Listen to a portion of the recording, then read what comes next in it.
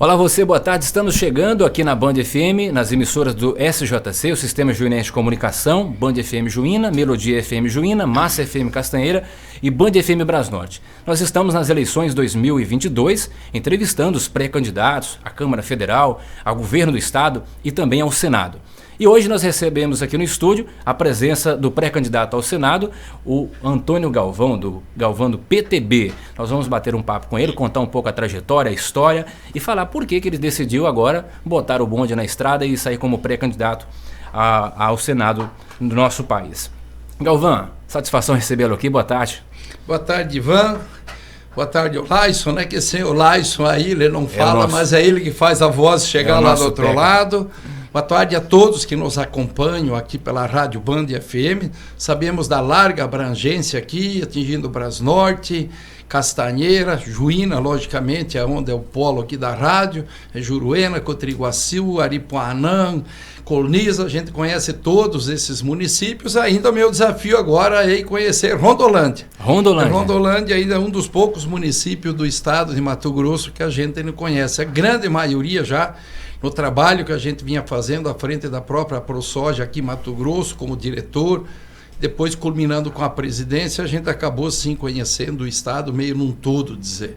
Bom, o Galvão é produtor rural e já foi presidente da ProSoja, foi presidente do Sindicato Rural de Sinop, também foi diretor da FAMATO e atualmente é presidente da ProSoja Brasil.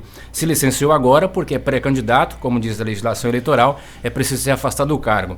Mas falar um pouquinho da ProSoja é uma instituição que abrange aí pelo menos 16 associadas estaduais, né, Galvão? E representa mais de 240 mil sojicultores em todo o país. É uma grande entidade, né? Com certeza, né, Ivan? A gente tem aí uma história, dizer, nascido no próprio Rio Grande do Sul, numa pequena propriedade rural, onde o básico da economia... E os gaúchos já têm esse histórico. É isso, com certeza. O básico da economia lá, que meu pai, somos 6 irmãos, onde sustentou a gente, era o leite. Isso a gente sabe que é importante, bacia leiteira que tem aqui dessa região, aqui de Juína, Castanheira, enfim, e é uma das formas da pequena propriedade rural poder se sustentar, poder dizer, sustentar a própria família, porque queira ou não queira, aquilo ali é diário, é mensalmente, você tem um recurso, né? Aí depois migrei para o Paraná com 21 anos de idade, em 79. Lá trabalhei um período como bancário, saí também da atividade, porque uma pequena propriedade rural, a gente sabe quanto é a dificuldade da gente se manter. É difícil. Aí virei bancário por um período, depois virei motorista de caminhão também, toquei um restaurante em beira de rodovia lá no Paraná, mas o grande sonho da gente era Mato Grosso, que estava no sangue da gente a questão da produção agropecuária. E graças a Deus, em 86, migrei do Paraná para Sinop e estamos até hoje. Nesse período aí a gente acabou voltando. Viemos aqui na época, não tinha outra atividade econômica que fosse melhor do que a questão da própria extração de madeira, por onde a gente passou aí um pequeno período também, mexendo com extração de madeira, acabamos voltando para a atividade de novo agropecuária e nos mantendo até hoje dentro da agricultura. Voltou o que a gente tinha no sangue, que é a atividade rural. Aí acabei assumindo o Sindicato Rural de Sinop em 2005, aquela enorme crise que deu do setor, crise de preços realmente, onde o Brasil todo entrou em crise na questão das suas contas, dos seus investimentos, porque o produto perdeu o valor assim assustosamente. E no mesmo momento surgiu a ProSoja Mato Grosso também em 2005, a gente sempre acompanhou de perto como diretor dentro da ProSoja Mato Grosso, depois um período também como diretor da própria Federação da Agricultura. E em 2018 a gente acabou sendo o presidente, aí 18, 19 e 20 da ProSoja Mato Grosso. E o ano passado, em 21, por aclamação dessas 16 ProSojas que temos a nível de Brasil, que são os principais estados produtores de soja, e eu acabei virando o presidente hoje da ProSoja Brasil. Pelo triênio, então você é até 2024. Triênio, são 3 anos até 2024, abril de 2024. Aí dentro do decorrer desse trabalho todo que a gente fez, sempre lutando muito por um setor, logicamente, que era a nossa agropecuária, mais especialmente com a agricultura, onde as entidades representam, principalmente a ProSoja, e hoje a ProSoja Brasil.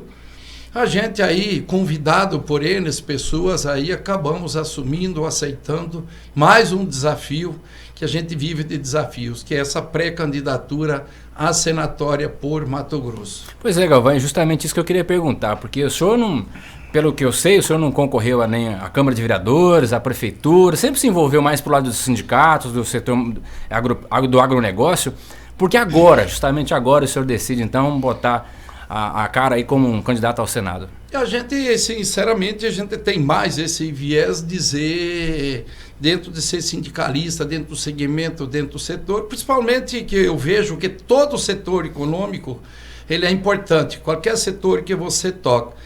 Mas a diferenciação que tem do setor que produz o alimento, além de ser econômico, ele é o básico da sustentação das pessoas. Sem dúvida. Porque queira ou não queira, sem alimento não haveria sarrado, não haveria o borracheiro e não teria também o produtor. Exatamente. Então o alimento é a base de tudo, é o que nos dá força no dia a dia. Quem se alimenta bem, você sabe que menos problema de saúde e assim sucessivamente. Eu, 2010 até me assanhei, acabei aí também saindo como deputado estadual naquele período, vendo de uma necessidade de renovação. Eu digo, vou fazer minha parte também. Não tive sucesso naquele momento, um tanto desgostoso, eu digo, eu não vou mais trabalhar com política partidária, eu digo, vou ficar no meu segmento aqui, onde a gente se identifica mais. Mas quando você percebe, chega num momento que nem o Brasil está passando hoje, vê um chamamento do próprio presidente da República, que podemos dizer que é o primeiro verdadeiro presidente que nós temos hoje, preocupado com a população, preocupado com o povo e com o bem-estar desse povo. Ele não é que ele esteja preocupado com o povo da boca para fora, ele está preocupado com o povo, com o coração dele, com o corpo dele. Esse chamamento que fez de uma renovação que tem que ser ter da nossa Câmara Federal, do nosso Senado Federal, do modo geral dentro do Congresso, porque infelizmente a grande maioria que estão lá não estão colaborando com o Brasil. Às vezes acha que estão querendo prejudicar o presidente. Todo mundo sabe que quando você trabalha politicamente contra tudo e contra todos, você prejudica o município, que é o caso do prefeito, ou é o Estado, no caso do governador, e é o Brasil, no caso específico, hoje, que nós estamos aqui discutindo, que é o presidente da República. Você está prejudicando o Brasil quando você trabalha contra propostas que são ideais, que são propostas boas para a população. Nesse chamamento feito aí pelo presidente, eu pensei, relutei, porque realmente a gente não tem aquele viés político partidário. A gente conhece bem Brasília hoje, principalmente que a nossa sede da ProSoja Brasil é em Brasília. A gente vendo o nosso presidente por diversas vezes, quando ele se expressa chorando, aquele sentimento que vem do coração, isso acontece com a gente também, quando você vê tantas barbaridades acontecendo e pessoas se aproveitando daquilo. Acabei tomando essa decisão, eu digo, vou colaborar com o nosso presidente, vou colocar meu nome, eu sei que tenho condições, estou preparado, tenho conhecimento suficiente e principalmente coragem para fazer o enfrentamento que tem que ser feito pelo nosso Congresso, especialmente o Senado. Infelizmente, podemos dizer aqui com todas as letras, o nosso Senado está covardado dentro de uma situação que está criada hoje, onde alguns membros do nosso Supremo Tribunal Federal estão abusando do poder que eles têm e trabalhando fora do que a Constituição dá de direito. Então, acredito que isso cabe ao Senado Federal para fazer esse papel e não estão fazendo, infelizmente. Temos lá em torno de 15 senadores que realmente trabalham, relutam, para fazer um impeachment que, com certeza, tirando um ou dois ministros, o restante se aquieta. Agora, se eles fizeram coisa errada no passado e não querem pagar, vão ter que pagar. Porque ninguém é melhor que ninguém dentro da nossa sociedade de um modo geral. Atendendo esse chamamento do presidente, eu acabei disponibilizando o nome para a gente participar assim, dessa eleição e ter mais coragem um pouco do que os que estão lá, para a gente poder fazer essa parte e trazer o Brasil de volta no lugar que ele merece, onde os poderes, cada um, que trabalhem dentro do que é o direito deles, ou seja, do que a Constituição dá de direito. Porque o nosso Supremo Tribunal Federal, ele não está lá para legislar, ele não está lá para executar, ele está lá para julgar. Agora, ele tem que julgar o que está na nossa Constituição, o que está no nosso Código Civil brasileiro. Bom, nós estamos falando aqui com Antônio Galvão, do PTB, é pré-candidato ao Senado, pelo estado de Mato Grosso. O senhor está com o boné do Bolsonaro, aí Bolsonaro 2022. O senhor se considera um pré-candidato ao Senado bolsonarista? O senhor tem apoio do presidente Jair Bolsonaro? Bom, isso a gente já vem acompanhando o presidente Bolsonaro quando ainda ele era deputado federal. Que o discurso, a fala, o que ele tinha dentro da tribuna, onde ele estava, sempre foi aquela alinhada. O bem do Brasil, o bem do povo. E você vê que ele não precisou encostar em Fernando Henrique Cardoso, que ele entrou como deputado federal já no primeiro mandato do FHC. Ele continuou deputado federal com o presidente Lula, ele continuou deputado federal com a presidente Dilma, ele continuou deputado federal com o presidente Temer, quando do impeachment da Dilma, e virou presidente do Brasil sem precisar encostar em ninguém. Sim. E a gente viu outras pessoas que estão dentro hoje com cargo do mesmo período, que encostou em todos os presidentes e não fez o trabalho que a população pede. Então hoje a população tem essa opção, com certeza, de definir quem deve voltar para lá.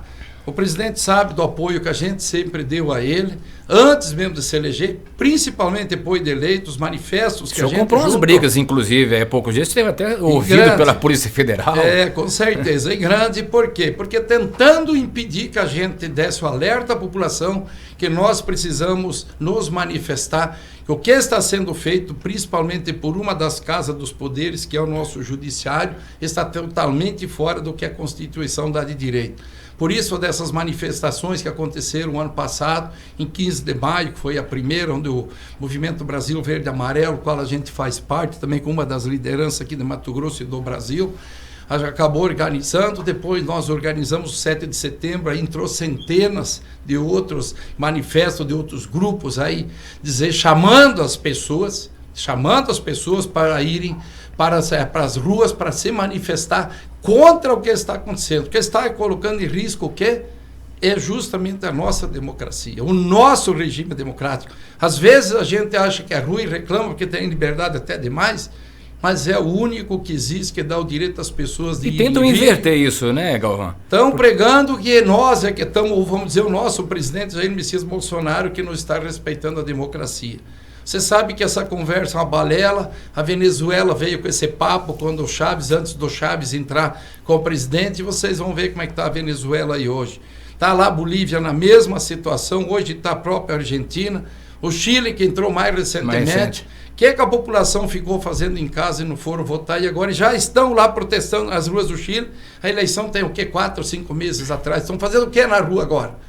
Não estão satisfeitos com o presidente colocou? Agora, 44% da população ficou em casa. E isso aconteceu domingo passado na Colômbia. Tamanho país daqueles, já também bastante desenvolvido, a população, 44% não foi votar, e lá também colocaram um governo agora de esquerda. Exatamente. A população não vai dar 30 dias, vão estar na rua, como aconteceu no Chile. Hoje a Argentina, as declarações da população, hoje que já está na linha de pobreza, ultrapassa dos 50%. E nós, quando ainda moleque, que a gente ficou no Rio Grande do Sul até os 21 anos, você ouvia falar que a Argentina era país de primeiro mundo. Exatamente. E hoje o que a Argentina virou? A Venezuela, para quem não conhece um pouquinho só da história, há 50, 60 anos atrás, a Venezuela tinha a melhor renda per capita da América Latina e a terceira do mundo, a Venezuela. E hoje está lá um povo miserável, passando fome. Uma inflação que... Não produz mais nada lá dentro porque virou uma anarquia total. E a Venezuela já era autossuficiente na produção de alimentos para a população dela. E hoje está lá importando tudo. Agora imagina um país como a Argentina, que é o terceiro maior produtor de soja do mundo, e um grande produtor de milho e trigo também, chegar nessa posição daqui a pouco de parar a produção de alimentos. O que vai se fazer do mundo? A segurança alimentar hoje está ameaçada. Você não tem dúvida nenhuma, Ivan. Está ameaçada. E o que eu falo, que tem muitas pessoas que acreditam que vai ter uma vida fácil quando a esquerda entrar, vai ter alimento à vontade, vai ter moradia de graça, vai ter energia aqui. Lembrem sempre que quando você for fazer uma ceva para os peixes, ali os dias você joga o anzol, né? Se você vai fazer uma ceva para matar um bicho, ele vai levar um tiro. E todo drogado hoje ganhou as primeiras doses que tinha de droga para ele se viciar. Do dia que ele passou a querer mais, ele teve que pagar. Então é a mesma situação hoje, dessa enganação que a esquerda aí quer fazer, com a população, principalmente o mais pobre, que ele vai ter uma vida melhor. Sem trabalhar, sem produzir, pode ter certeza, querer dividir o que os outros fizeram, acaba logo. Não vi conta nenhuma que só dividindo que ela se sustente. Agora, o que nós temos que fazer realmente é produzir. Agora, somos favoráveis, que tem muita coisa para ser mudado. Já começou bastante aí com o Bolsonaro. Temos que ter mais escolas técnicas. Nós temos que rever esse modelo hoje de escola que nós temos, chamada educação. A educação é uma coisa que tem que vir de berço. É o teu pai, a tua mãe, o teu avô, é o irmão que tem que te ensinar o que é educação. A escola tem que passar conhecimento para os alunos. Tem que rever essa grade escolar, principalmente do ensino fundamental. Tem que tirar qualquer ideologia partidária de A ou de B, de esquerda ou de direita ou de dentro da escola. O professor tem que ir para a sala de aula para lecionar a matéria a qual ele está sendo pago para fazer. Concordo que tem que remunerar melhor, principalmente os professores do fundamental, que é onde é o básico que o aluno começa, que ele tem que sair dali, no mínimo da 8ª, 9ª série, que agora inventaram uma série a mais, inclusive, aí não tinha nem esse conhecimento, fiquei sabendo recentemente, no mínimo sabendo as 4 operações de matemática, sabendo tanto do português, não precisamos cobrar que ele seja um exímio escrever com acento, com tudo, ou fala, mas ele tem que saber um pouco da nossa história brasileira, ele tem que conhecer um pouco da geografia, ele tem que conhecer um pouquinho do dito USPB que nós tínhamos no nosso período de escola, que seria uma organização social política brasileira, mas sem ideologia partidária. Tem que tirar de dentro das escolas, de qualquer forma, essa ideologia partidária aí, porque se tem alguém de dentro da escola que prega que esse socialismo que está aí, que uns falam, que essa esquerda que fala, eles têm a chance de morar na Venezuela, podem ir na Bolívia, tem muitos países hoje que já tem esse regime que eles falam, vão morar lá, vão ver como é que ele fica. Então, atendendo esse chamamento, vendo a necessidade dessas mudanças, temos N e N situações hoje paradas dentro do Congresso Nacional de PLs, que seriam os projetos de leis, temos PECs, que seria para mudança, inclusive, de alguma coisa da nossa Constituição, e não anda e não funciona. Então, isso deixa a gente indignado, mas o grande problema que você vê hoje, eu vejo hoje, a ameaça flagrante que nós temos de perdermos a nossa liberdade, como já aconteceu com os nossos países vizinhos.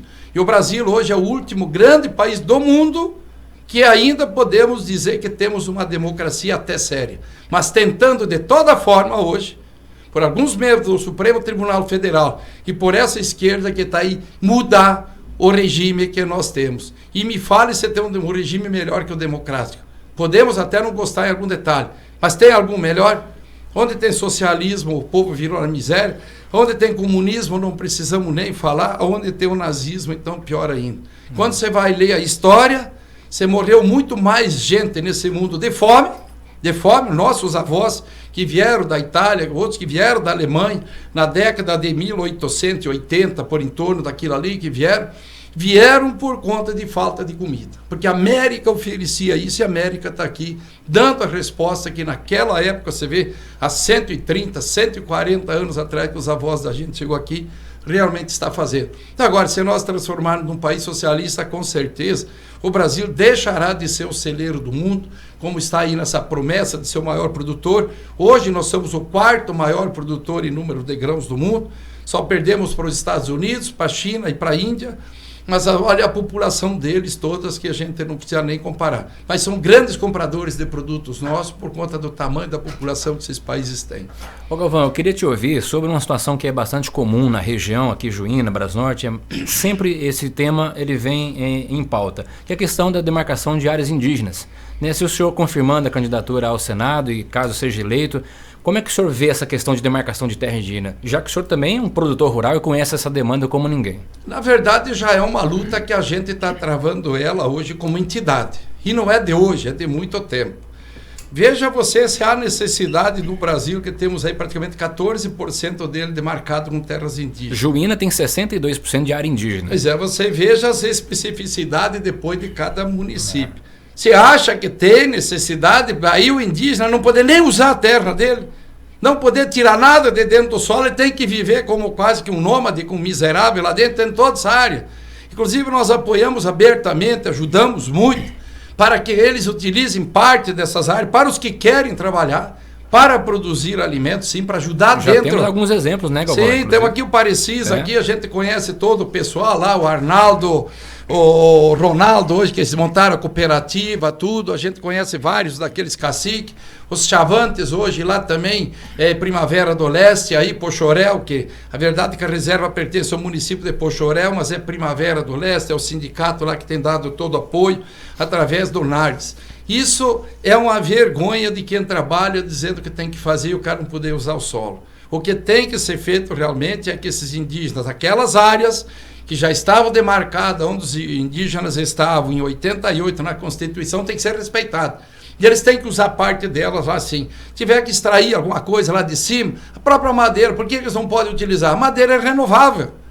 Você faz um manejo, a floresta se renova. Por que minério não pode ser tirado para eles melhorar o padrão de vida? Qualquer lugar do mundo, os indígenas hoje, os próprios Estados Unidos, os descendentes, eles têm N tipos de indústria, de comércio. Agora os nossos têm que viver na mata, querem que isole, todo mundo sabe que estão na cidade, estão interagindo com nós, normais. Agora vem alguém sempre querendo criar um conflito, colocando alguma situação ruim. Então eu vejo que as áreas que estavam demarcadas realmente em 88, não tem o que se discutir, é deles. Agora nós temos que brigar e ajudar sim que eles utilizem parte delas para melhorar o padrão de vida deles. Agora novas áreas de forma nenhuma. E inclusive a gente tem coisas muito mais graves, também, não digo que seja mais grave do que isso, mas o que está acontecendo aí com a nossa questão fundiária, isso é um problema gravíssimo. Dentro de assentamentos, hoje, por exemplo, aqui, deparei com a situação aqui em Itanhangá, estão tirando 280 e poucas famílias numa canetada de uma juíza lá de Diamantino, de pessoas que estão há 30 anos dentro dessa área só porque ele não é um morador original. Estão tirando essas famílias para dizer de colocar outra. Onde que vai essa família? Essa família está lá, que não é a família original, porque foi lá o original, sabia-se que ele não tinha vocação para produtor rural, mas deram lá um sítio, uma área para ele. Agora o que tinha vocação foi lá, está com a moradia, está produzindo, tem seus porquinhos, tem sua vaca de leite, tem seus frangos, tem a sua rocinha. Agora se quer tirar essas pessoas e está lá para ser despejado agora, em julho, 280 e poucas famílias que me passaram que estão em desespero aquela situação. E assim está sendo feito em todo lado. Então hoje é gente que é invadindo, querendo entrar na área que já foi assentado, pequenas famílias, e isso já está acontecendo dentro do município de Itanhangá. O Ministério Público fez essa denúncia, mandou para a Justiça, a juíza não quis nem ouvir ninguém, meteu a caneta e está criando uma confusão, um tumulto, na verdade, dentro da onde estava pacificado, estava tranquilo. Então você veja que tem esse problema fundiário de documentar áreas, e você veja mais, Ivan, que a lei é muito clara, que o assentamento, depois de criado, passado o lote para o cidadão, em 10 anos, a União é obrigada a documentar essa área para o cara, é obrigada a dar o título, ele passa a ser dono. Então em 10 anos ele é dono da área. Se a União não fez a parte dela, agora você vai lá dizer que 30 anos depois, o cidadão que está lá, 20, 25 anos, o cara não é dono? Isso é um absurdo feito em cima dessas 280 e poucas famílias. E vai acontecer em outros assentamentos. Agora vão proteger as invasões. Estão lá, estão invadindo aquelas áreas. Outras pessoas, outras famílias, elas têm o direito delas. Então vamos fazer um novo assentamento legalzinho, vamos achar a solução desse problema também. Agora não daqueles que estão lá hoje, acomodados, sentados, trabalhando e produzindo. Inclusive está rodando um vídeo aí, fica um pouco longo, lá de um casal já idoso, que vão ter que desocupar o sítio, mostrando que eles têm em cima do sítio, trabalhando no sítio. Então a gente sabe que os assentamentos, 90% dos originários não ficam, pegam para negociar. Não adianta alguém dizer que é o contrário. Agora, quando entra o verdadeiro agricultor, o verdadeiro pecuarista, mesmo o pequeno, vai lá, sobrevive do sítio dele, produz um excedente, ainda para colocar para a sociedade, agora aparece esse tipo de situação. Nós não podemos aceitar isso, Ivan, de forma e maneira nenhuma. A questão indígena e a questão fundiária é uma prioridade que nós já viemos trabalhando muito pesado pelas entidades para que isso venha a culminar ou a resolver definitivamente. Bom, a nossa entrevista aqui com o pré-candidato ao Senado Antônio Galvão, do PTB, também é transmitida pela TV Noroeste, SBT Juína e SBT Brasnorte, no qual a gente agradece a audiência aí dos telespectadores. Galvão, para a gente terminar, eu fiz aqui uns tópicos para o nosso ouvinte, internauta e telespectador poder conhecer um pouquinho melhor sobre Galvão. Vou falar umas palavrinhas para um bate-pronto bem rápido e gostaria que o senhor respondesse em uma ou duas palavras ou desse uma explicação bem sucinta. Deixa eu só te alertar mais uma situação que é grave aqui da região. Nós passamos agora pela MT 170. Isso eu me sinto envergonhado.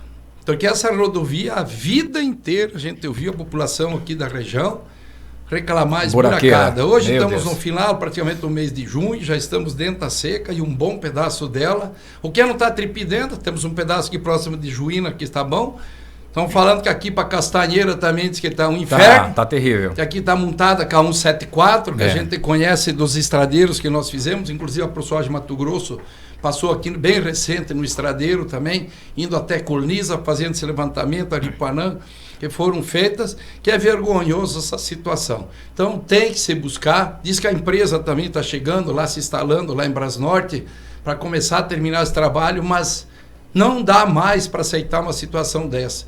A pujança que tem aqui nessa região. Vocês sabem que o setor madeireiro prevaleceu lá do início. O setor pecuário aqui é muito forte também. E a agricultura está vindo valentemente entrando também para vir a somar dentro de tudo isso que ajuda o município, ajuda a região economicamente.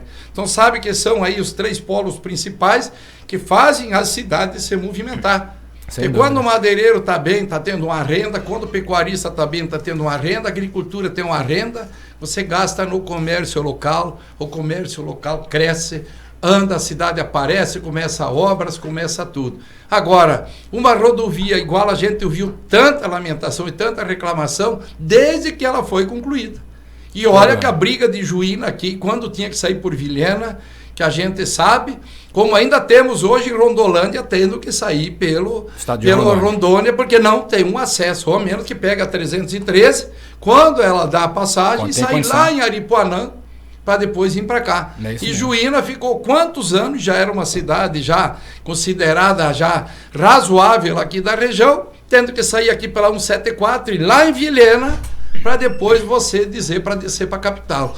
Demorou para fazer esse trecho, essa ligação por Brasnorte, sair em Campo Novo do Parecis e depois essa ligação aqui por Juara, hoje que, graças a Deus, está terminando lá na 220 também, um pedaço, diz que até agosto, setembro encerra e estaria ligado por rodovia pavimentada até Sinop. Então a gente conhece bem a região. Se nós falarmos aqui de rodovia, eu te detalho as principais que tem, como é que elas estão, porque a gente anda nesse estado. E agora nessa missão dada, quero percorrer aí, se Deus me ajudar, os 100% dos municípios, para a gente levar uma mensagem. Você vai rever os amigos aí agora. Se Deus quiser, e a gente conhece praticamente todos os municípios já de Mato Grosso. Muito poucos que eu não fui. Como eu falei dessa região aqui, o único que eu não conhecia ainda, e não conheço ainda, mas quero ir lá conhecer, é Rondolândia. Eu quero registrar aqui o apoio, né, ao Galvão, nas redes sociais, nos grupos do WhatsApp, dos produtores rurais de Juína, que tem abraçado aí essa pré-campanha do Galvão. Então vamos lá para o nosso bate-ponto, Galvão. Primeiro, direito à propriedade. Sagrado. Não tem o que discutir. Comunismo. Comunismo zero. Nunca. Educação. Tem que melhorar ela e muito, para nós chegarmos aí num número no mínimo de 90% ou mais. A nossa urna eletrônica. Essa ela não tem culpa de ser urna eletrônica, culpado é quem está ao redor delas. Ou vem a conferência de voto, ou dá para as Forças Armadas cuidar elas agora nessa eleição, para nós não sermos roubados dentro dela. Congresso Brasileiro. Péssimo de um modo geral, 80% não vale a pena estar lá e tem que ser renovado dentro do nosso Congresso. STF. Zero, né? Não, zero, não vou te dizer zero, porque já tem 2 pessoas um pouco mais preocupadas justamente com o Brasil, mas tem que ter mudança no sistema de indicar esse ministro, não pode ser mais um presidente, não pode passar pelo Senado e tem que ter tempo de duração o mandato. Eu penso que, na minha ideia, não poderia passar de 10 anos de mandato e tem que ser por uma forma de concurso público de notável saber para poder exercer um cargo de ministro em qualquer situação, no STJ, no STF ou qualquer outro cargo aonde dependa de notável saber jurídico que tem que ser, não é indicado, mas concursado para estar lá dentro. As outras instâncias são concursos, né? O STF não. Não tem sentido você colocar o cidadão que possa te julgar. É o caso hoje do STF e do STJ. O presidente da República indica o cidadão, o Senado sabatina eles, e olha que o último que entrou lá teve mais de 200 instituições assinando abaixo assinado para não aceitar, quase 300 mil pessoas abaixo assinado, que já tinha o pedigree dele péssimo, e mesmo assim foi aprovado. E agora não tem a coragem de tirarem ele fora, porque sobra prerrogativa para o Senado Federal, prerrogativa também. Do jeito que ele concordou, ele pode discordar e tirar. Eu ouvi numa entrevista o senhor falando que o STF é uma instituição sagrada e deve ser respeitada, porém, alguns togados lá que o senhor não concorda com as ações. A gente tem que ter muito cuidado quando você fala da instituição. Tenho certeza que a instituição não tem culpa nenhuma. Agora, as pessoas que ali dentro estão, que estão desviando do que é a função deles lá, ou seja, julgar pelas leis que está lá, pelo que está escrito. Se a Constituição não está boa, vamos mudar. Não vamos fazer essa palhaçada que a Câmara Federal fez, quando 363 deputados concordaram com a prisão do Daniel Silveira, sabendo que o artigo 53 da Constituição dava o direito à fala dele. E 5 aqui do Mato Grosso e 1 ficou isentão. Não quis ir lá porque também tenho certeza que ele votaria favorável. Então, se está errado, não concorda, muda, faz uma PEC, muda esse artigo 53 e tira o direito de ser parlamentar. Mas enquanto existir na lei, obrigatoriamente eles têm que respeitarem, porque a Constituição foi feita justamente por quem? Se não foi o Congresso Nacional. Então isso está errado o que foi feito, não concordo de modo nenhum. O ministro Alexandre de Moraes. Já pedi, inclusive, no meu depoimento do inquérito, ao qual ele me envolveu no 7 de setembro, que ele tem que ser exonerado de lá, ele tem que ser impeachmentado. Isso está no meu depoimento, foi um absurdo, para tentar ver se a gente não conseguia fazer um grande evento, um grande movimento contrário a essa situação de 7 de setembro, ele me envolveu nesse inquérito. E no meu depoimento falei que ele tem que ser impeachmentado, sim. Só que ele foi o nosso grande carro-chefe para dar aquele tamanho de movimento, porque ele tentou inibir as pessoas, não fui eu sozinho, foi um número grande de pessoas, alguns inclusive presos, como o Wellington Dias, que eu não recordo qual é o estado que ele era do Nordeste, que era um jornalista, tentando fazer o que fizeram com o Sérgio Reis, que ele veio fazer uma visita na nossa sede da ProSoja Brasil, querer fazer um envolvimento do tamanho do cão, mas o resultado a população tem que dar agora, e vai ter que ser nas urnas, né, Ivan? E é o direito. Agora, não me faço igual ao Chile, gente, não me faço igual aconteceu agora domingo passado na Colômbia, que 44% das pessoas não compareceram para exercer o seu direito. Depois não adianta reclamar do Congresso Nacional, não adianta você reclamar do deputado, do senador, ou do governador, ou do prefeito, do vereador, ou da própria deputado estadual. Compareça na urna, faça a tua obrigação, se não tá bom, troca. Aí 4 anos você tem a opção de trocar de novo, caso ele não tenha correspondido do que você esperava, daquele candidato ao qual você votou nele ou elegeu. Para encerrar nosso bate-pronto, governo Bolsonaro. Ótimo, 100%, é o que nós precisamos, e a única política pública que realmente nós temos que fazer, ele fez no governo federal. Estancou com a corrupção. Porque que corói, tira o direito das pessoas de não ter um bom atendimento à saúde, não ter escolas melhores, não ter uma infraestrutura melhor, não ter uma segurança melhor, é a corrupção. Então eu falo que a principal política pública ele fez a nível federal, que foi estancar a corrupção. Tem tanto deputado e tanto senador nesses 3 anos e meio que tem abstinência, que eles estão aí revoltados quanto a isso. Então nós temos que olhar para aquelas pessoas e já eliminaram-os fora agora nessa eleição. O ex-presidente Lula. 0 para ele, menos 0 se der para dar uma nota disso. Não podemos imaginar, principalmente pelas declarações que ele vem fazendo na mídia do que ele quer fazer. Não tem a mínima chance, infelizmente. Sei que ele tem aí um percentual ainda de eleitores. Peço encarecidamente a esses eleitores, olha o histórico dele. Ele não fez nada mais do que meter a mão nos nossos cofres públicos. Foi condenado porque deve. Ele não foi isento. Ele não foi inocentado. Simplesmente acharam uma desculpa de forma que a tal região não podia julgar o cara. Então isso é uma vergonha dizer, e hoje querendo se oferecer, dizendo ainda que é o homem mais honesto do mundo. Aonde que está no Guinness Book isso aí? Onde é que está lá no Google, como é que ele aparece? Então não tem a mínima chance, não concordo de jeito e maneira nenhum. Ele que foi condenado pelos juízes concursados e absolvido aí pelos togados sem concurso. Por aqueles indicados, que justamente foram aqueles que ele indicou quando presidente, né? Então você veja que quem tirou ele dessa situação foi indicado por ele. Inclusive, um dos ministros que estavam lá era militante do PT, ele era advogado do PT e militante dentro do PT, como você vê aí na mídia, para todo lado. Aí na internet você acha tudo isso. O tempo todo.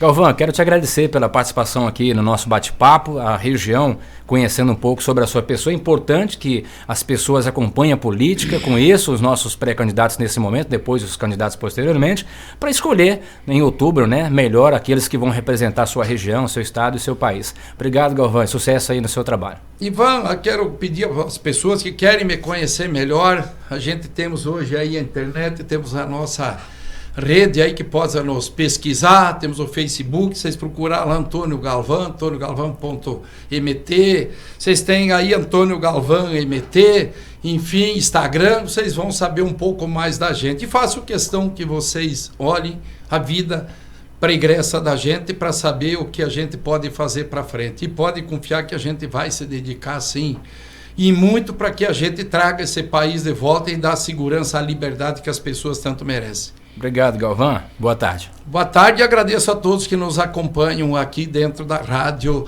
Band FM de Juína e região. Obrigado, Galvão.